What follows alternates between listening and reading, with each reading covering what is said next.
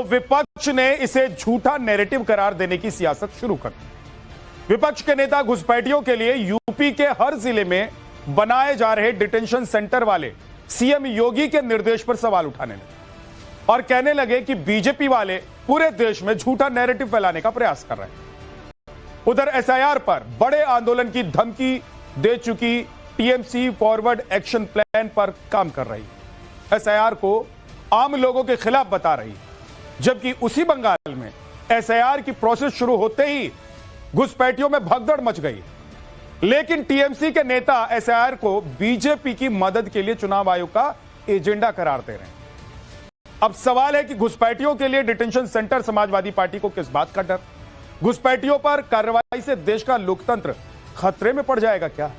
SIR को vote छीनने की साजिश कहने का विपक्ष के पास सबूत क्या है? अगर देश में घुसपैठियां नहीं तो फिर पश्चिम बंगाल में एसआईआर से भगदड़ क्यों है? ऐसे ही तमाम सवालों पर आज ब्रह्मास्त्र में डिबेट करेंगे, लेकिन उससे पहले आपको एक रिपोर्ट।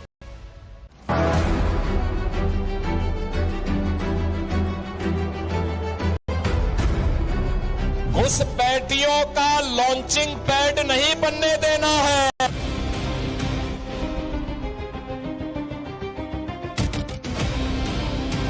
इन घुसपैठियों को लात मार करके बाहर करने का काम करेंगे।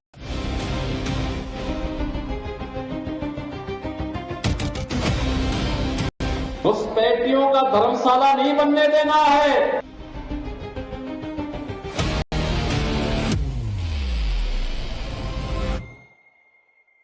रोहिंग्या और बांग्लादेशी घुसपैठियों को बाहर करो। उत्तर प्रदेश के मुख्यमंत्री योगी आदित्यनाथ का यह सख्त फरमान आया तो यूपी से लेकर पूरे देश की सियासत गर्मा गई। पहले से एसआईआर पर जारी बवाल के बीच अब घुसपैठ पर सियासी घमासान शुरू हो चुका है। योगी आदित्यनाथ ने शनिवार देर शाम अवैध घुसपैठ पर राज्य भर में कड़ी कार्रवाई का आदेश दिया। उन्होंने साफ कर दिया कि राष्ट्रीय सुरक्षा और कानून व्यवस्था से कोई समझौता नहीं होगा। इसके लिए हर जिले के डीएम को अपने क्षेत्र में अवैध घुसपैठियों की पहचान कर उनके खिलाफ कार्रवाई शुरू करने का निर्देश दिया गया। हर जिले में अस्थायी डिटेंशन सेंटर बनाए जाएंगे जहां पकड़े गए घुसपैठियों को रखा जाएगा। योगी सरकार का यह फैसला खुफिया एजेंसी की रिपोर्ट के बाद आया। सीएम योगी आदित्यनाथ पहले भी घुसपैठियों को लेकर कई बार खबरदार कर चुके हैं। घुसपैठियों का लॉन्चिंग पैड नहीं बनने देना है। याद करना, ये लोग आएंगे, पंचर बनाने के नाम पर आएंगे, विकास का ही पंचर कर डालेंगे। नहीं बनने देना है, नहीं आने देना है। जिस प्रकार की घुसपैठ ये लोग करवा रहे हैं बांग्लादेशी घुसपैठियों का, अगर डेमोग्राफी चेंज इसी प्रकार की होगी, आज ये लोग यात्रा रोक रहे हैं। बहनों और भाइयों, आने वाले समय में घरों के अंदर घंटी और शंख भी नहीं बजाने देंगे। सीएम योगी के फरमान से उत्तर प्रदेश में डेमोग्राफी चेंज करने का नापाक मंसूबा रखने वालों का बुरा वक्त शुरू हो चुका है। यूपी में छिपा एक घुसपैठिया इस वक्त रडार पर है। कहा तो यह भी जा रहा है कि उत्तर प्रदेश में भी बांग्लादेशियों की ऐसी ही भागम भाग दिखने वाली है जैसी अभी इस वक्त पश्चिम बंगाल में दिख रही है। लेकिन विपक्ष सीएम योगी आदित्यनाथ के इस फैसले पर सवाल उठा रहा है। बहुत आदेश आप जारी कर रहे हैं, तो बताइए ना, आपने कितने डिटेंशन कैंप के अंदर डाले, कितनों को आइडेंटिफाइड किया आपने? आप तो बार बार बोलते हो डेमोग्राफी चेंज हो रही है। सीमाएं आपके हाथ में अगर सुरक्षित नहीं है तो इस्तीफा दीजिए, और अगर इतने भारी संख्या में घुसपैठी हैं तो उनको चिन्हित करके बताइए कहाँ है वो घुसपैठी। झूठा नैरेटिव पूरे देश के अंदर फैलाने का प्रयास करते हैं, झूठी बातें फैलाते हैं, झूठ के अलावा कुछ भी नहीं है। कांग्रेस सांसद इमरान मसूद सीएम योगी आदित्यनाथ पर घुसपैठियों को लेकर झूठा नैरेटिव फैलाने का आरोप लगा रहे हैं, लेकिन योगी के समर्थक इसे घुसपैठियों पर डबल स्ट्राइक बता रहे हैं, क्योंकि एसआईआर के जरिए घुसपैठियों पर पहले से ही स्ट्राइक हो रही थी। हालांकि इसी एसआईआर को लेकर अखिलेश बीजेपी से लेकर चुनाव आयोग तक को घेर रहे हैं। आरोप लगा रहे हैं कि 2024 के चुनाव में जिन विधानसभाओं में इंडी गठबंधन जीता, एसआईआर के बहाने उन विधानसभाओं में 50,000 से ज्यादा वोट काटने की तैयारी है। इसके लिए बीजेपी का टारगेट उत्तर प्रदेश और बंगाल है कि भारतीय जनता पार्टी, उनकी सरकार, उनके अधिकारी और चुनाव आयोग मिलकर के ये तैयारी कर रहे हैं कि 2024 में जिन विधानसभाओं में समाजवादी पार्टी जीती है, इंडिया गठबंधन जीता है, उन विधानसभाओं में 50,000 से ज्यादा वोट काट दिया जाए एसआईआर के बहाने। यही यूपी में हो रहा है, यही वेस्ट बंगाल में तैयारी चल रही है। लेकिन सुनने में आ रहा है कि 2024 की हार के बाद सबसे ज्यादा भारतीय जनता पार्टी और चुनाव आयोग फोकस कर रहा है वेस्ट बंगाल पर और उत्तर प्रदेश पर, अन्य स्टेटों पे भी जहां पर बीजेपी की सरकार नहीं है, उदाहरण के लिए तमिलनाडु जहां चुनाव आने वाला है। लेकिन सबसे ज्यादा फोकस, सबसे ज्यादा टारगेट और टारगेटेड जो चीजें हो रही है वो उत्तर प्रदेश और वेस्ट बंगाल में हो रही हैं। पश्चिम बंगाल में टीएमसी पहले से चुनाव आयोग के खिलाफ बड़े आंदोलन की धमकी दे रही है। उसी कड़ी में टीएमसी के राष्ट्रीय सचिव अभिषेक बैनर्जी की 10,000 पार्टी कार्यकर्ताओं के साथ वर्चुअली बैठक हो रही है। टीएमसी के नेता कुणाल घोष एसआईआर को बीजेपी का एजेंडा बता रहे हैं। इधर कांग्रेस नेता दिग्विजय सिंह इसे वोट छीनने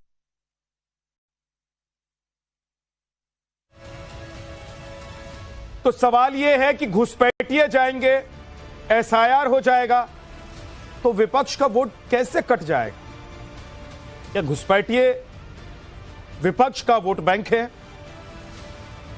और हद तो देखिए कि झारखंड के मंत्री हैं इरफान अंसारी, उन्होंने तो एक संवैधानिक संस्थान के अधिकारियों को आज धमकी दे डाली।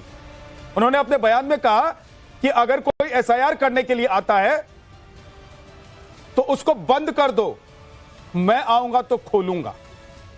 मतलब इतना डर है, इतना डर है, और घुसपैठियों से इतना प्यार है, फर्जी वोटर से इतना प्यार है कि धमकाने लग गए चुनाव आयोग के अधिकारियों को और बयानबाजी होने लग गई है। उत्तर प्रदेश में योगी आदित्यनाथ कह रहे हैं कि डिटेंशन सेंटर बनाइए। हर जिले के डीएम को आदेश दे दिया गया है कि डिटेंशन सेंटर बनाओ, घुसपैठियों को पकड़ो, मार डालो, उनको डिपोर्ट करना है, नहीं तो डेमोग्राफी बदल रही है। लेकिन अखिलेश यादव कह रहे हैं कि साजिश हो रही है कि आने वाले चुनाव में 50,000 वोट काटकर अखिलेश यादव की पार्टी की सीटें कम करने की तैयारी चल रही। उधर पश्चिम बंगाल में घुसपैठिए भाग रहे हैं अपने आप एसआईआर को देखते हुए, और टीएमसी की सरकार, ममता दीदी की सरकार वहां कह रही है कि बीजेपी वहां पर एजेंडा चला रही है। आज इसी पर बात करेंगे। हमारे साथ राजेश चौधरी जी, प्रवक्ता बीजेपी से, मोहम्मद अमीन पूर्व joint director election commission of India से हैं, ममता काले राजनीतिक विश्लेषक हमारे साथ हैं, संजय शर्मा जी प्रवक्ता टीएमसी के हमारे साथ हैं, चंचल यादव जी समाजवादी पार्टी के प्रवक्ता हमारे साथ हैं, और संदीप त्रिपाठी जी कांग्रेस के नेता हमारे साथ हैं। संदीप जी, क्योंकि सबसे ज्यादा गंभीर बयान आपकी ही पार्टी के कोटे से जो मंत्री हैं उनकी तरफ से आया है, इरफान अंसारी की तरफ से, मैं उनका बयान भी सुनवा दूंगा, लेकिन आप लोग तो मारपीट धमकी बंद कर दो, डाल दो, इस पर उतारू हो गए। ऐसी क्या परेशानी हो गई है?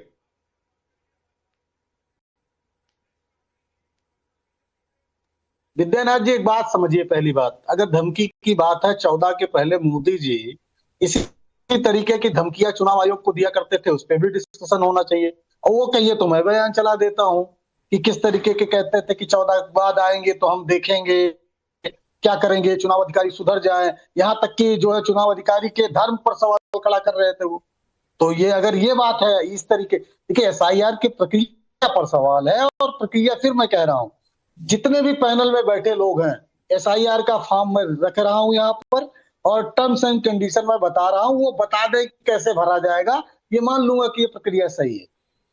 मैं दावे के साथ कह रहा हूं, अभी मैं फॉर्म रख रहा हूं और कंडीशन में बता दे रहा हूं। भाजपा के प्रवक्ता से पूछ लीजिएगा, एक महिला है, उसके जो है माता और पिता 2003 के पहले खत्म हो गए हैं, रियल कंडीशन बता रहा हूं, और रियल घटना 3 के पहले खत्म हो गए हैं। वो उसके पति ने उसको छोड़ दिया, जैसे हमारे एक बड़े नेता ने अपनी पत्नी को छोड़ दिया, उसके पति ने उसको छोड़ दिया है। अब वो जिस प्रक्रिया में 2003 में उसकी 18 साल एज नहीं हुई थी, अब बताइए कि वो कैसे फॉर्म सबमिट करे, भाजपा के प्रवक्ता से जरूर पूछ लीजिए। ठीक है, पूछ लेता हूं, और मैं फॉर्म भर रहा हूं। एक सेकंड पूछ लेता हूं, संदीप जी पूछ लेता हूं। आपने सवाल उठाया है, आप विपक्ष में हैं, आपकी ये जिम्मेदारी भी बनती है कि आप सवाल उठाए, सरकार को घेरे, पकड़े, अगर कहीं कुछ गलत हो रहा है तो उसे दिखाए, एक्सपोज भी करें। लेकिन मुझे बता दीजिए कि ये बंद कर दो, पकड़ लो, रख लो, इस तरह की भाषा क्यों? नहीं सर, हिंसा का समर्थन कांग्रेस ने कभी नहीं किया। एक बात आप समझिए, हम हिंसावादी लोग हैं। हाँ, अगर कोई जिस तरीके से, और रियल घटना में बता देता हूं, सच्चाई यह है कि जिस तरीके से 1 महीने के अंदर या घर घर जाके फॉर्म सबमिट करने की बात कही गई, अभी तो हम बिहार की बात कर रहे थे, हम लोगों को उत्तर प्रदेश की कंडीशन अब हम फेस कर रहे हैं। सच्चाई है कि कोई भी बीएलओ, 30% को नहीं कह सकता हूं, 70% बीएलओ या हम जैसे लोगों को फॉर्म दे रहे हैं या किसी को फॉर्म दे देते हैं, भैया आप अपने गांव में, अपने बूथों पर इसको अपने घर घर तक पहुंचाइए और आप भरा कर लेके आइए। ठीक, आप बताइए कि जिस बीएलओ को आप ट्रेनिंग तक नहीं दे रहे हैं, वो बीएलओ का अधिकारी या कर्मचारी ममता क्या काले जी, करेगा? ममता काले जी, राजेश चौधरी जी आपको जवाब देंगे, मैं उनके पास जाऊंगा। उससे पहले ममता काले जी। नहीं, राजेश जी से पूछिएगा। नहीं, मैं पूछूंगा, राजेश जी से ही पूछूंगा। आपने सवाल अगर राजेश जी को लेकर उठाया है तो जवाब उन्हीं को देना है, वही देंगे। लेकिन उससे पहले ममता काले के पास मैं इसलिए जा रहा हूं कि ममता जी ये बताइए कि घुसपैठियों को भगाने की बात होती है, एसआईआर की बात होती है, बंगाल में घुसपैठिए एसआईआर का नाम सुनकर ही भागने लग जाते हैं, तो ये छटपटाहट विपक्ष को क्यों होती है? आपका विश्लेषण क्या है? ममता, आपकी आवाज नहीं आ रही। पैकेज चल रहा था तब मैंने ये 2 लाइंस लिखी हैं, तो सब लोग गौर फरमाएंगे तो सारी चीजें पता लग जाएंगी कि घुसपैठियों के आका अब खुलेगा तुम्हारा देश विरोधी राजनीतिक खाका। रोहिंग्यों पर पड़ी लात तो इससे तुम्हारा क्या है जाता? कहीं ऐसा तो नहीं इनकी कृपा से ही वंशवादी जनता विकास विरोधी गैंग सत्ता कब्जा कर कुर्सी पर है जम जाता। देखिए, सारी कहानी इन 4 लाइंस के अंदर ही है। ये जो रोहिंग्या घुसपैठी जो हमारे ऊपर एक बहुत बड़ा बोझ है, हमारी इकोनॉमी के ऊपर बोझ है, हमारी सिक्योरिटी के लिए बहुत बड़ा थ्रेट है। यदि मेन स्ट्रीम जो पॉलिटिकल पार्टीज हैं, उनके जो नेता हैं, उनको पाल पोस रहे हैं, उनके फेक आईडी कार्ड्स वगैरह बना रहे हैं, उनके आधार कार्ड बना रहे हैं, तो आप समझ जाइए कि कुर्सी और सत्ता पर कब्जाने का ये लोग माध्यम हो गए हैं और इसके लिए ये नेशनल सिक्योरिटी को कॉम्प्रोमाइज कर रहे हैं। विद्याराज जी, बड़ा चिंता का ये विषय है। अभी मेरे कांग्रेस के भाई बहुत बड़ी बड़ी बातें कर रहे थे, मैं सिर्फ एक नाम लेना चाहती हूं, मुख्य चुनाव आयुक्त नवीन चावला जी। याद है आपको? नवीन चावला जी पर जरा 2-4 शब्द बोल दीजिए। किस प्रकार से खबरें छपती थी कि मैडम सोनिया गांधी ने भारत के मुख्य चुनाव आयुक्त को अपॉइंट किया। अरे मेरे भैया, ये तो बता दो, इस पर थोड़ा अपना ज्ञान दे दो, उस पर आप बोलोगे नहीं। रिटायरमेंट के बाद किस प्रकार से ईसीआई जो होते थे मुख्य चुनाव आयुक्त, उनको जमीनें दे दी जाती थी, उनके एनजीओ को गिफ्ट दे दी जाती थी। क्यों भैया? ये जमीन आप लोग लेकर के आए थे? कोई इटली से लेकर के आया था? नहीं ना। तो जो सच है वो बोलिए। एक और चीज बोलना चाहती हूं, यदि आपको प्रोसीजर में कोई समस्या है, यदि आपको यह लगता है कि भाई यहां पर ये नहीं ऐसे होना चाहिए, तो तरीका है। ये मार देंगे, काट देंगे, बंद कर देंगे, तुमको बता देंगे, तुमको दिखा देंगे। ये आप एक संवैधानिक जो संस्था है जो देश के लिए काम कर रही है, किसी पॉलिटिकल पार्टी के लिए नहीं कर रही है, उसके साथ ऐसा करेंगे? आप तरीके से काम करवाइए ना, आप तरीके से काम करवाइए। आप जाइए इलेक्शन कमीशन के दफ्तर में, आप बोलिए कि साहब ये 3-4 कंसर्न्स हैं जो जनता के कंसर्न्स हैं, हम प्रिंसिपल ऑपोजिशन पार्टी हैं और इसलिए हम इस विषय पर अपनी बात रखना चाहते हैं। संदीप त्रिपाठी जी, करोगे नहीं, ज्ञान दे दोगे? ये मायके से लेके आई है क्या? लोग देख रहे हैं कि कौन क्या कर रहा है। सारी चीजें लेके आई है। सोनिया गांधी का मायका इटली है तो इटली से लेके आएंगे। मैंने तो नाम ही नहीं लिया, मैंने तो मैडम सोनिया गांधी जी का नाम ही नहीं लिया। ये मिर्ची आपको क्यों लग गई? मैंने तो सोनिया गांधी जी का नाम ही नहीं लिया, मैंने तो सोनिया गांधी जी का नाम ही नहीं लिया। नाम तो संदीप आपने लिया। यानी कि आप इस बात को बोल रहे हैं, यानी कि आप संदीप त्रिपाठी ये बात बोल रहे हैं, आपने मैडम सोनिया गांधी का नाम घसीटा, मैंने तो नहीं घसीटा। संदीप त्रिपाठी जी, एक महिला से कम बात कैसे करते हैं वो तो सीख लीजिए सर। बदतमीज है ये। सोनिया गांधी क्या है? महिला नहीं है। सोनिया गांधी महिला नहीं है। तो उन्होंने तो सोनिया गांधी को लेकर कोई बदतमीजी वाली बात नहीं की है। क्या आप ये क्या बदतमीजी कर रहे हैं? कोई मायके से चीजें लेके आता है, कोई मायके से चीजें लेके आता है। ये मायके से लेके आई हैं चीजें। उन्होंने कहा ना कि सोनिया गांधी ने उनको अपॉइंट किया और जमीन दे दी। ये आपको सिखाती है मैडम सोनिया गांधी और प्रियंका गांधी वाड्रा कि महिलाओं के साथ आप बदतमीजी करें। ये संस्कार है आपके। आप एक नारी की कोख से पैदा हुए हैं, ये सिखाया आपको। तमीज से बात कीजिए। ये भूतिया कहीं और जाकर ये संदीप त्रिपाठी, ये नौटंकी कहीं और करना, मेरे सामने मत करना कांग्रेसियों। ये मैं प्लीज कांग्रेस प्लीज करती संदीप नहीं हूं। त्रिपाठी जी, ये नौटंकी कहीं और करना। इस तरह की भाषा और इस तरह का लहजा, संदीप त्रिपाठी, एक्सपोज होते हैं आप लोग सर, हाशिए पर हैं। हम एक्सपोज होने दीजिए। आप लोग एक्सपोज हो चुके हैं। बदतमीजी, आप लोगों की बदतमीजी देश में लोग जब देखते हैं ना, तो हम लोगों को कहते हैं कि सर आप लोग ऐसे लोगों को बिठाते क्यों हैं? ये दल्ले लोग, आप लोगों ने अपनी पार्टी का नाम, संस्कार सब खराब कर दिया है संदीप त्रिपाठी जी, सिर्फ अपनी भाषा की वजह से। आपने पत्रकारिता को खत्म कर दिया, आप उनको टोक नहीं पाए। प्लीज रुक जाइए। संजय शर्मा जी, महिला के बारे में किस तरीके की टिप्पणी कर रही हो? उन्होंने कोई गलत बात नहीं कही है, आप अपनी बात रख रहे हैं, वो भी अपनी बात रख रही हैं, लेके आता है और बदतमीजी पर मत उतरिए संदीप त्रिपाठी जी। वो बदतमीजी करेंगे, बदतमीजी की जवाब बदतमीजी। मैंने क्या बदतमीजी? संजय जी, अरे उठाकर देख लीजिएगा, उनसे दोगुनी स्पीड में बदतमीजी। संदीप जी, मुझे नहीं पता आप कहां से सुन रहे हैं, आपने दूसरे कान में कोई दूसरा ईपी लगाया, मुझे नहीं पता, आपको कहीं और से भी आवाज आ रही है। बहुत हुआ संस्कार। प्लीज संदीप त्रिपाठी की का ऑडियो कम कर दीजिए। संजय शर्मा जी, घुसपैठिए भाग रहे हैं एसआईआर की वजह से, और अगर डिटेंशन सेंटर उत्तर प्रदेश में बनाया जाए या पश्चिम बंगाल में बनाया जाए, विपक्ष को इस बात की छटपटाहट क्यों होती है सर कि घुसपैठिए चले जाएंगे तो हमारा वोट कट जाएगा, एसआईआर हो जाएगा तो हमारा वोट कट जाएगा? ये किसने कहा आपको एसआईआर हो जाएगा तो हमारा वोट कट जाएगा? और घुसपैठियों की तो जननी, घुसपैठियों को तो प्रोटेक्शन देने का काम बीजेपी के लोग करते हैं। 2014 से जब से केंद्र में एनडीए की सरकार आई है, नरेंद्र मोदी जी भारतवर्ष के प्रधानमंत्री बने हैं, आप रिकॉर्ड निकाल कर देखिए, 2014 से 2025 तक कितने बांग्लादेशी अवैध घुसपैठियों को वापस भेजा गया है, आप रिकॉर्ड उठा के देखिए।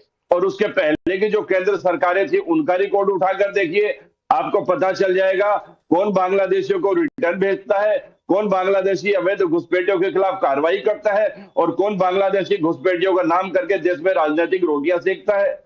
ये भारतीय जनता पार्टी क्या कहना चाह रही है, कुछ तो सोचे। कुछ दिनों पहले केंद्रीय गृह मंत्री ने स्वयं स्वीकार किया कि हम बॉर्डर की पूरी तरह से रक्षा कर पाने में समर्थ नहीं है, कोई भी रास्ता नहीं है कि हम पूरी तरह रोक लगा दें।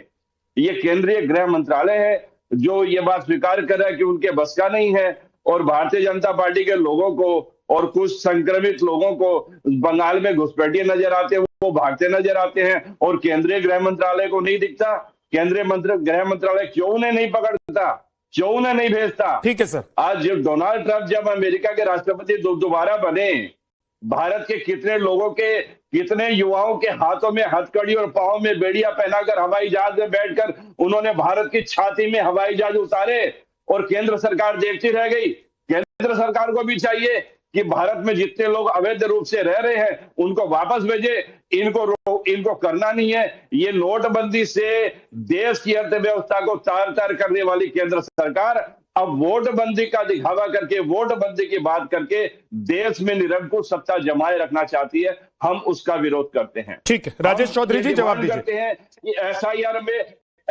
में उचित समय दिया जाना चाहिए। सबसे पहले तो मेरी इस बात पर घोर आपत्ति है कि आपका एक सेकंड रुक जाइए, एक बार कंप्लीट करने दीजिए, संजय जी को कंप्लीट कर लेने दीजिए। ठीक है संजय जी कंप्लीट। बीएलओ के ऊपर जो काम का अतिरिक्त प्रेशर बन गया है, इसके कारण और कितनी जान चली गई है। क्या सरकारें इस बात के लिए होती है कि अपने एम्प्लॉय को, अपने यहाँ काम करने वालों को अत्यधिक बोझ से, मानसिक दबाव से, मानसिक उत्पीड़न से उनकी जान लेने पर आ जाए?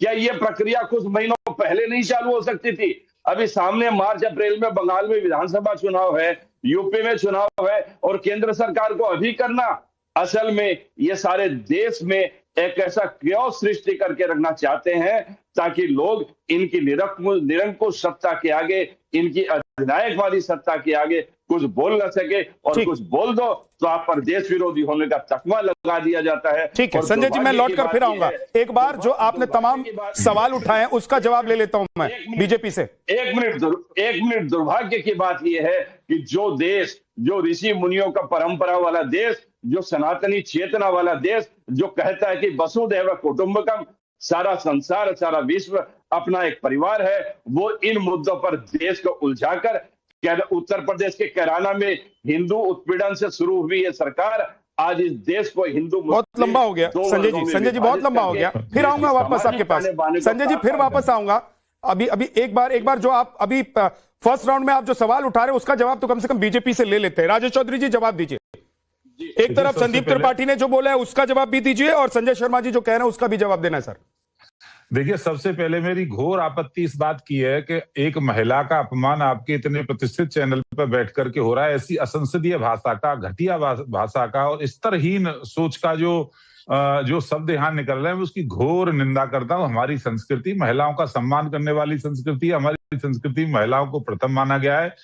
कांग्रेस जैसी पार्टी के ऐसे लोगों को मत बिठाया करो जिनको डिबेट करने का कम से कम इतनी तमीज तो होनी चाहिए, किस भाषा का इस्तेमाल किया जाना चाहिए, और वो भी महिलाओं से। महिला हमारी माँ है, महिला हमारी बहन है, महिला हमारी पत्नी है। पूरा देश, पूरी दुनिया इस डिबेट को देख रहा है, क्या फर्क पड़ेगा? मैं उसकी बड़ी घोर निंदा करता हूं। और दूसरी बात, जहां तक आप SIR की बात कर रहे हैं, SIR तो बिहार में भी हुआ। लगभग 70 लाख वोट ऐसे थे जो या तो मर गए थे या इस देश के निवासी नहीं थे। आप सोचिए कितनी बड़ी साजिश है। जितने लोग ये SIR का विरोध कर रहे हैं उनका एकमात्र एजेंडा है गजवाए हिंद। इस देश का इस्लामीकरण कैसे हो, इस देश में कैसे विदेशी आकर के बस जाए और इस देश पर कब्जा कर ले। मैं पूछना चाहता हूं इन लोगों को, जब बांग्लादेशियों को इस देश के अंदर बसाना था, जब रोहिंग्याओं को इस देश के अंदर बसाना था, तो इस देश का विभाजन क्यों हुआ? इस देश का विभाजन किस लिए किया गया था? इस्लाम के नाम पर इस देश का विभाजन हुआ। मुसलमानों को पाकिस्तान दे दिया गया, मुसलमानों को बांग्लादेश दे दिया गया। अब दोबारा उनको यहीं बसाने की बात कर रहे हैं। और जहां तक उत्तर प्रदेश की बात कर रहे हैं, योगी आदित्यनाथ जी के नेतृत्व में एक मजबूत सरकार काम कर रही है। मैं भी सदन का सदस्य हूं। मेरा निर्वाचन क्षेत्र ब्रज में आता है, मथुरा में आता है। मेरे निर्वाचन क्षेत्र में 500-700 से अधिक बांग्लादेशी घुसपैठी अभी पकड़े गए। कल्पना करिए, कहां बंगाल, कहां बांग्लादेश और कहां पर यूपी में आकर के मथुरा। पूरे देश को गुलाम करने की साजिश, जनसंख्या जिहाद का एक बहुत बड़ा उदाहरण ये भी पेश कर रहे हैं। ठीक है, ओके, आप जवाब देना चाहते हैं? और मैं SIR की बात और एक और जवाब दूंगा मैं आपको। आप उधर डिटेंशन सेंटर बना रहे हैं, समाजवादी पार्टी तो उस पर भी ऐतराज जता रही है। वो कह रही है कि आप लोग एजेंडा चला रहे हैं। चुनाव आयोग ने दी है, यदि किसी के माँ बाप 2003 से पहले मर गए तो चाचा ताऊ होंगे, दादा दादी होंगे, नाना नानी होंगे। ऐसा तो है नहीं सब एक साथ चले गए हों दुनिया छोड़ करके। ये झूठा नैरेटिव खड़ा कर रहे हैं। केवल इनको जनता तो उत्तर प्रदेश और देश की स्वीकार करती नहीं है। जनता स्वीकार नहीं कर रही है तो विदेशियों के दम पर सरकार बनाना चाहते हैं, विदेशियों के दम पर सत्ता में आना चाहते हैं। ओके राजेश जी, ठीक है, जल्दी से संजय जी जल्दी से जवाब दीजिए, उसके बाद लोकसभा चुनाव में उत्तर प्रदेश में अपनी करारी हार के बाद भारतीय जनता पार्टी को लोगों ने गजवाए हिंद का नारा देना शुरू कर दिया। लोकसभा चुनाव के मैं इनसे ये पूछना चाहता हूं, बिहार के SIR के जो रिजल्ट आए हैं, आप लोगों ने कितने बांग्लादेशियों को वापस भेजा? सुप्रीम कोर्ट में हलफनामा देकर कितने लोगों को आपने वापस भेजा? ये बात सुनिश्चित करके और ये बात सही बताइए। देश को दिग्भ्रमित मत कीजिए। आप में यदि आपका मुफ्ती में यदि होता, आप यदि माना होता, कितने बांग्लादेशियों को आपने भेजा आप बता दें। लेकिन आप ऐसी बात नहीं करेंगे। आप देश में एक फिरौत सृष्टि करेंगे, आप देश के लोगों को गुमराह करेंगे और बार बार ऐसी बात करेंगे कि देश के सामाजिक ताने बाने को चोट पहुंचे और देश को नुकसान कहिए। आप गजवाए हिंद की बात करते हैं, आपको शर्म आनी चाहिए।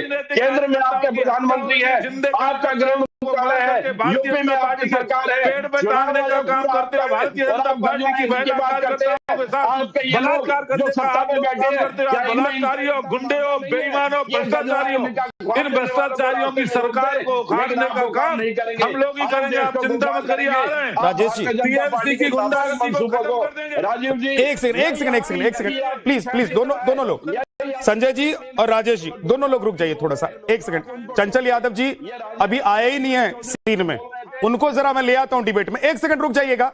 चंचल यादव जी और मोहम्मद अमीन साहब नहीं आ पाए हैं अभी तक डिबेट में, दोनों को एक बार मैं लेकर आता हूं। सबसे पहले चंचल यादव जी, अगर डिटेंशन सेंटर उत्तर प्रदेश में बन रहा है, अगर SIR के जरिए फर्जी अवैध लोगों को वोटर लिस्ट से और उत्तर प्रदेश से हटाने की तैयारी चल रही है, योगी कह रहे हैं कि एक भी घुसपैठिए को नहीं रहने देंगे, सबको उठाकर फेंकेंगे, आप लोग क्यों कह रहे हैं कि ये नैरेटिव बना रहे हैं? और 50,000 वोट आप लोगों का कट जाएगा। जी सबसे पहले तो काफी लोगों को मैंने सुना है, सुनिए ना, काफी लोगों को मैंने सुना है, तो थोड़ा सा मुझे वक्त दीजिएगा, क्योंकि कई सारे सवाल ये हमारे बीजेपी के साथी बैठे हैं जो बड़ी बड़ी लंबी फेंक रहे थे। खैर बीजेपी के नेताओं को झूठ बोलने के लिए ट्रेंड किया जाता है। तो सबसे पहले इन्होंने कहा कि 70 लाख बिहार में वोट कट गए, कुछ तो मर गए, कुछ तो निवासी नहीं थे। तो ये बताओ, बिहार के अंदर आप सेंटर में बैठे हो और 11 साल से सरकार, 11.5 साल से आपकी सरकार चल रही है, और घुसपैठिए उत्तर प्रदेश पूरे देश में है, और आप अभी ये हमारे एक छोटभैया नेता राजेश जी एक एक करके पहले उनको बोलने दीजिए, फिर आप बोलिएगा। राजेश चौधरी जी यहाँ पाए गए हमारे मथुरा में। नहीं, इंटरप्ट मत कीजिए, 1 मिनट आप रुक जाइए। राजेश जी बीच में नहीं, राजेश चौधरी जी बीच में नहीं प्लीज, बीच में नहीं, उनको बोलने दीजिए। आप बोलना चाहते हैं, उनको जवाब देना चाहते हैं, बोलिएगा, एक दूसरे के ऊपर नहीं। बोलिए चंचल जी। जब भारतीय जनता पार्टी का एक प्रवक्ता जो है ये 500 बांग्लादेशियों को अपने यहां पकड़ लिया, तो बताओ कहां है अमित शाह जी, क्या कर रहे हैं? और अपने आप वक्तव्य में 3 बार बोले कि घुसपैठिए भाग रहे हैं, बंगाल छोड़ के भाग रहे, देश छोड़ के भाग रहे हैं। ये बताओ, घुसपैठिए भाग रहे, इसका मतलब हमारे देश की सीमाएं जो है खुली हुई हैं, यानी कोई भी आए जाए, आता जाता पड़ता रहे। अमित शाह जी जो है मौज मस्ती करते रहे, केवल वो कैमरों पे पेपर लगा करके, होटल के कैमरों में बंद करके, सीसीटीवी कैमरे को बंद करके वो अपना नौटंकी करते रहे चुनाव जीतने के लिए। क्या कर रहा है बिहार? तो बिहार की बात अब हो गई, बता दो मुझे। उत्तर चंचल जी मैं आपको बीच में इसलिए इंटरप्ट कर रहा हूं, मैं नहीं चाहता था इंटरप्ट करूं, लेकिन मैं कह रहा हूं बिहार तो अब चला गया जिसके पास जाना था, और बिहार में अब 5 साल क्या होना है ये बीजेपी को एनडीए को तय करने दीजिए। उसके बाद फिर आप लोग सवाल उठाइएगा, फिर आइएगा, आप लोग बोलिएगा, आप लोगों का स्वागत होगा। लेकिन अभी उत्तर प्रदेश में डिटेंशन सेंटर अगर बन रहा है, योगी आदित्यनाथ कह रहे हैं कि एक भी घुसपैठिए को नहीं रहने देंगे, लात मारकर भगाएंगे। अरे मैं आ रहा हूं, तो आप लोग क्यों परेशान हो रहे हैं? रिपीट कर रहा हूं मैं, सवाल मुझे याद है भाई। ठीक, बोलिए भैया, सुन तो लो, सुनिए ना विद्यानाथ भाई, सुन लीजिए। तो आप देखिए, उत्तर प्रदेश में एसआईआर का हम लोगों ने कोई विरोध नहीं कर रहे हैं, हम क्या एसआईआर कराओ, लेकिन एसआईआर की प्रक्रिया के ऊपर हमारा विरोध है, उसका प्रोसेस के ऊपर विरोध है। अब आप सोचो कि जो बीएलओज है उसको घर पे कम से कम 3 बार जाना है। अब वो बीएलओ जो है, आप देखो अपने फॉर्म अभी तक नहीं पहुंच पाए हैं। जो 4 दिसंबर तक का समय दिया गया है, हम लोगों की मांग है कम से कम इसको 3 से 4 महीने बढ़ाया जाए, इस डेट को बढ़ाया जाए, जिससे कम से कम बीएलओ सही तरीके से जो है गहन परीक्षण कर सकें, सही जांचें कर सकें। लेकिन बीजेपी की जो मंशा है, उत्तर प्रदेश में जब 2024 का चुनाव हुआ विद्यानाथ भाई, तो उनमें क्या हुआ कि बीजेपी बड़े पैमाने पर हारी।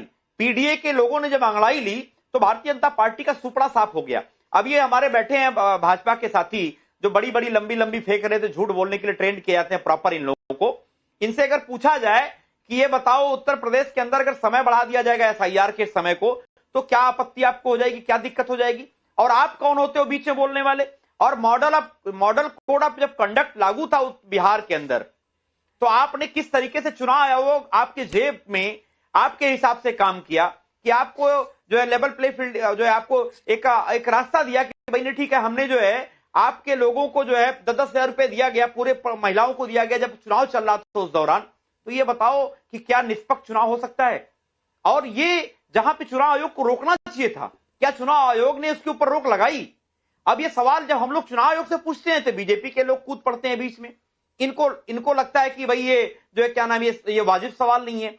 जब मॉडल कोड ऑफ कंडक्ट लागू है तो लोगों के खातों में 10-10 हजार रुपए भेजे जा रहे हैं, और कितनी शर्म की बात है, चुनाव आयोग के जुबान से एक शब्द नहीं निकला, एक शब्द नहीं। और आपने देखा होगा, इनसे अगर पूछे, अगर इनकी हिम्मत है उत्तर प्रदेश के अंदर एसआईआर को प्रॉपर तरीके से करा लें, और जो पीडीए के वोट काटने की इनकी जो मंशा है, जो साजिश है, उस साजिश को हमारे पीडीए प्रहरी लोग पर्दाफाश करने का काम करेंगे। और ये बिहार नहीं है, उत्तर प्रदेश को लोग पूरी तरीके से चौकन्ना है। 2024 में आपको हराए थे और 27 में आपको बड़ी हार हराने का काम करेंगे हम लोग। राजेश चौधरी जी जवाब देना चाहते हैं, लेकिन एक सेकंड सर, उससे पहले डॉक्टर मोहम्मद अमीन, पूर्व joint director election commission of India के हमारे साथ हैं। सर 2 बातें थोड़ा समझाइए। एक तो यह कि अगर एसआईआर हो रहा है तो सिर्फ विपक्ष का ही वोट कैसे कट रहा है? दूसरी बड़ी बात कि क्या एसआईआर होने से जो अवैध घुसपैठिए हैं वो भाग जाएंगे? 2 चीजें हैं, एक तो ठीक है कि एसआईआर में फर्जी वोटर जो होंगे अगर वो घुसपैठिए होंगे तो उनको भगाया जा सकता है, लेकिन एसआईआर से अगर फर्जी वोटर घुसपैठिए भाग रहे हैं तो इससे क्या विपक्ष को एक मौका मिल रहा है सिर्फ कि वो सरकार पर या सत्ता पक्ष पर अटैक करे, या सच में ये जो पूरी प्रक्रिया हो रही है इतनी जल्दबाजी में हो रही है, इतना सब कुछ जल्दी में किया जा रहा है कि सही तरीके से नहीं किया जा सकता है?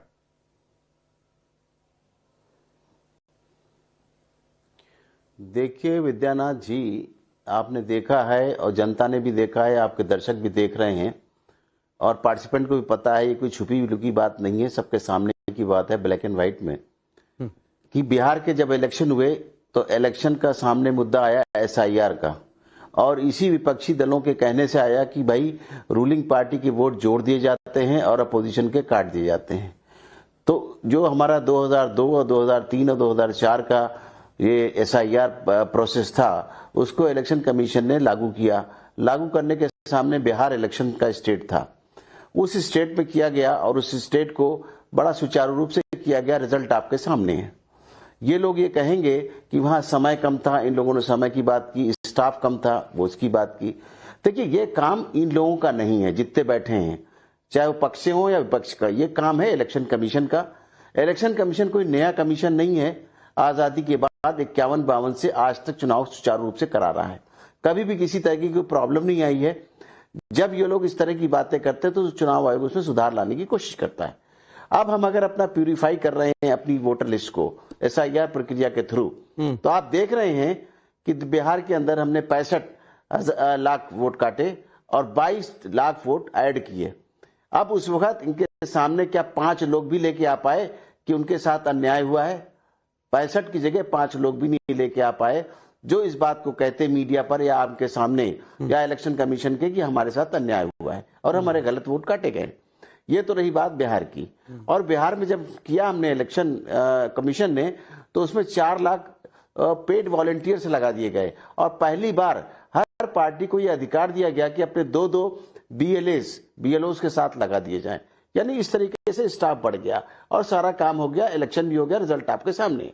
इसके बाद जो हमारी स्टेट आती है उसमें आप बंगाल है, आसाम है, तमिलनाडु है, पांडिचेरी है और केरला है। तो इसके साथ साथ में अभी देखेंगे कि 12 स्टेट को दूसरी फेज में, उसी को देखते हुए कहीं जल्दी कम की बात ना हो, तो दूसरा फेज जब लगाया इसका SIR का, तो उसमें 12 स्टेट और 51 करोड़ वोटरों का वेरिफिकेशन की बात आई। अब इसमें घबराने की इसलिए इनको बात नहीं है या समय कम है कि 2002 और 2003 और 2004 में जो SIR प्रक्रिया हुई थी उसके अंदर 70% फॉर्म जो हैं वो रीजनरेट हुए हैं और उनको दिया गया। इसलिए इन्हीं लोगों के फेसेस, इन्हीं लोगों के चेहरे पहले कैसे थे और अब कैसे हैं। ठीक है सर। पहले जवान थे, बूढ़े हो रहे होंगे, या बूढ़े होंगे तो और बूढ़े हो रहे होंगे, फेसेस में चेंज आता है। इसलिए उनको सिर्फ साइन करके देना है, हमारा BLO जाएगा, इनके लोग सवार होंगे सर पे, BLO हर पार्टी का स्टेक होल्डर मोहम्मद अमीन साहब साइन करेंगे। संदीप त्रिपाठी जी फॉर्म लेकर बैठे हुए हैं, पूरी बात होने दीजिए। उंगली समाजवादी। दूसरी बात, हाँ ठीक है सर सुनिए। हाँ। अरे सुनिए एक बार, दूसरी बात मैं बता रहा हूं, 30% वो लोग हैं जो जिनकी डेथ हो गई और माइग्रेट कर गए, और हमारे यूथ जिनको वैलिडिटी चाहिए अंदर आने के लिए, उनको दिया गया समय, तो ये समय उनके लिए पर्याप्त है। और इसके बाद एक दूसरी लिस्ट आएगी जिसको बोलेंगे ड्राफ्ट लिस्ट। ये सब होने के बाद ड्राफ्ट लिस्ट आएगी, उसके लिए भी समय दिया जाएगा, उसमें भी करेक्शन हो सकते हैं, और उसके बाद फाइनल लिस्ट आएगी। ठीक है, क्या तकलीफ है उन्होंने? अब बताइए। तकलीफ संदीप त्रिपाठी जी को है बारे में सर के बारे में बता रहा हूं। एक सेकंड सर, आप आगे बढ़ेंगे, मैं जानता हूं कि आप पूरी प्रक्रिया बता देंगे, लेकिन 1 मिनट। संदीप त्रिपाठी जी तकलीफ लेकर ही बैठे हैं और तकलीफ उनको फॉर्म में ही दिखाई दे रहा है। संदीप त्रिपाठी को जरा एक बार सुन लेते हैं कि उनकी तकलीफ क्या है सर, उसका भी जवाब आप ऐड कर दीजिएगा। संदीप जी बोलिए, बताइए अपनी तकलीफ। पहली बात, आप चुनाव आयोग के डायरेक्टर रहे हैं, एक सवाल, पहली बार SIR इसके पहले कब हुआ था? SIR कब हुआ था? पहला सवाल। दूसरा सवाल, 12 प्रदेश में आप SIR कर रहे हैं और असम में SR जो पुरानी प्रक्रिया थी उसको क्यों कर रहे हैं, और पुरानी प्रक्रिया में नई प्रक्रिया में अंतर क्या है? अगर आप बताएंगे तो ज्यादा बेहतर, ईमानदारी से बता दीजिए।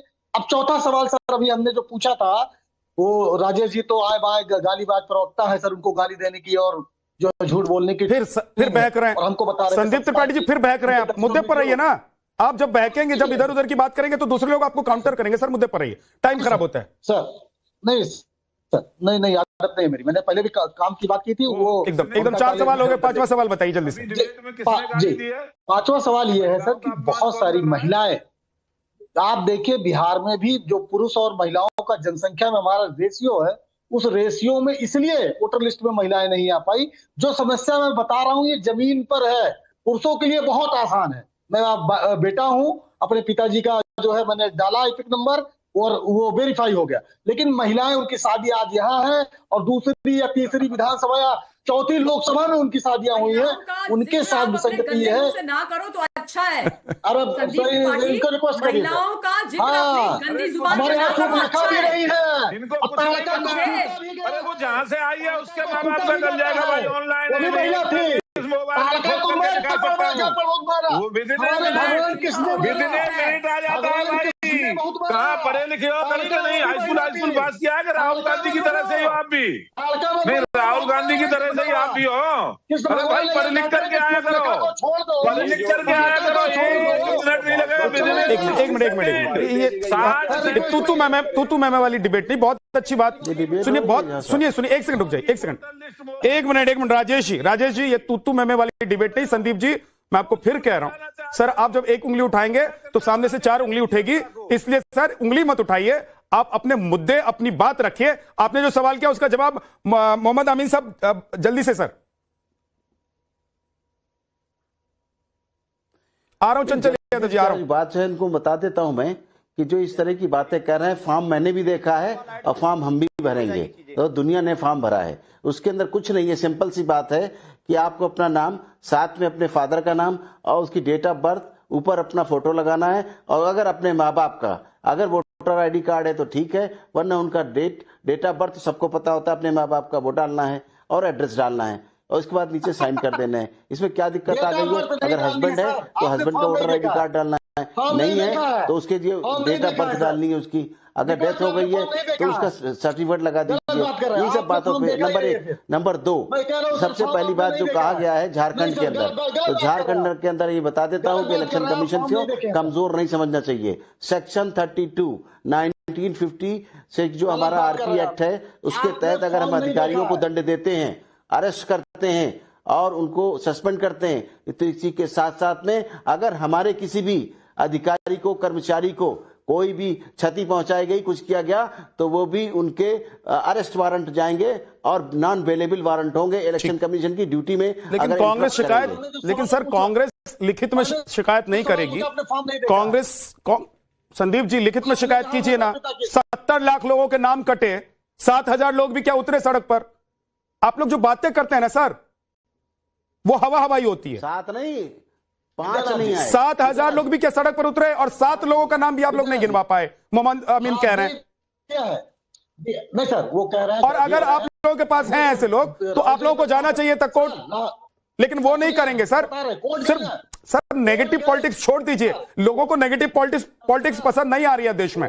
जल्दी से चंचल यादव जी 30 सेकंड, और 30 सेकंड संजय शर्मा जी, उसके बाद राजेश चौधरी जी को 30 सेकंड। जल्दी से सर, वक्त बिल्कुल नहीं है। चंचल जी, पहली बात तो जो हमारे एसीआई के डायरेक्टर अमीन साहब के ने कहा कि माता पिता की डेट ऑफ बर्थ भरने वाला कॉलम है, कोई कॉलम नहीं है। अगर आप देखो, अगर शायद फॉर्म अगर अमीन साहब देखे हो, उससे माता पिता की कोई डेट ऑफ बर्थ नहीं लिखनी है, उसमें उनका जो है क्रमांक संख्या, भाग संख्या लिखना है। अब आप बताओ कि अगर कोई किसी की शादी हुई है, वहां से क्रमांक संख्या, भाग संख्या उस बीएलओ से लेके आना है, जो बीएलओ के पास समय नहीं है। हम लोग तो यही समय की बढ़ाने की मांग कर रहे हैं। आखिर ये जिद क्या है चुनाव आयोग की? अमीन साहब जरा मुझे बताइए। दूसरी बात मैं कहना चाहता हूँ, चंचल जी अब वक्त नहीं है, तरीके से मेरी बात सुनिए। चंचल जी अब वक्त नहीं है, ये ड्यूटी जवाब ले लीजिए। चंचल जी वक्त नहीं है, जल्दी से रुक जाइए। चंचल जी रुक जाइए। ये बीएलओ की ड्यूटी नहीं है, ये आपकी ड्यूटी है, आपको वोटर बनना है कि ये वोटर लिस्ट का शुद्धिकरण का है। ठीक है, मुख्यमंत्री जी और अमित शाह जी क्यों बोल रहे हैं घुसपैठिए भगाने का है ये? ठीक है सर, शुद्धिकरण पर सवाल है। ठीक है, ओके। संजय शर्मा जी जल्दी से सर, 30 सेकंड, सिर्फ 30 सेकंड। संजय जी, भाजपा के लोगों के चाल और चरित्र में कितना बड़ा फर्क है, ये इस पत्र के माध्यम से मैं आपको दिखाना चाहता हूं। भारतीय जनता पार्टी के जो स्वरूप नगर के पंचायत सदस्य है, वो बांग्लादेशी वोटर लिस्ट में उनका नाम सामने आया है और भाजपा उनको डिफेंड कर रही है पश्चिम बंगाल में। ये है भाजपा भाजपा की हकीकत। 20 सेकंड ये देश राजेश को चौधरी जी, 20 बदलाना सेकंड चाहते हैं, देश वक्त को खत्म है, डिवाइड करना चाहते हैं। वक्त खत्म है संजय जी, वक्त नहीं है, 20 सेकंड में जवाब दीजिए। समाजवादी पार्टी के प्रवक्ता बड़ा प्रवचन कर रहे थे, इनके एक एमएलए थे इरफान सोलंकी, वो कानपुर से एमएलए थे, वो केवल इस अपराध में उनको अदालत ने सजा दी है कि वो बांग्लादेशियों को ला करके उनके अवैध कागज बना करके देश में बसाने का काम करते थे। अभी जेल से ठीक है, आपकी सरकार है, आप ऐसे लोगों को ढूंढ ढूंढ कर बाहर कर दीजिए।